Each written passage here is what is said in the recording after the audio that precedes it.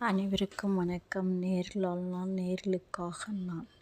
திலகம் என்கின்ற விஎஸ் ரோமா என் பெயர். அதாவது இதை கேட்பவர்கள் சப்ஸ்கிரைப் செய்யும்படி கேட்டுக்கொள்கின்றேன். லைக்ஸ் கொடுக்கவும், ஹைப் கொடுக்கவும் நன்றி. ஒரு கதை, சிறுகதை. அதாவது காட்டுக்கே ராஜா சிங்கம். இது படுத்து கொண்டிருந்தது. ஒரு உறக்கம். அப்பொழுது ஒரு எலி அதன் மேல் ஏறியது. காட்டு எலி. இது தூக்கம் தெளிந்தது.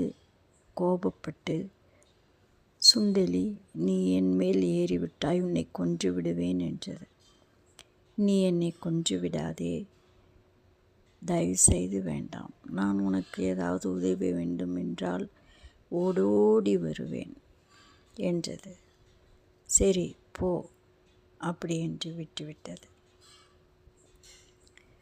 சிங்கத்தை காட்டு வேட்டையாட வந்தவர்கள் அதன் மேல் வலையை விரித்து விட்டார்கள். சிங்கம் கத்தியது. எலியினுடைய ஞாபகம் வந்தது. எலியே எலியே எலியே என்று கத்தியது. வந்ததும் விபரத்தை அறிந்து கொண்டு சிங்கம் என்ன செய்தது தெரியுமா? மன்னித்து விடு, என்னை காப்பாற்றி விடு என்றது. எலி தன்னுடைய கூரிய பற்களால் கடித்தது. வலையை கட் பண்ணிவிட்டது. அதிலிருந்து சிங்கம் தப்பித்து ஓடிவிட்டது. இதிலிருந்து என்ன தெரிகின்றது?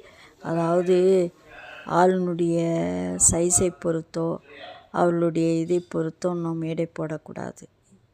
ஒவ்வொருத்தருனாலையும் ஒவ்வொரு உதவி செய்ய முடியும். நன்றி.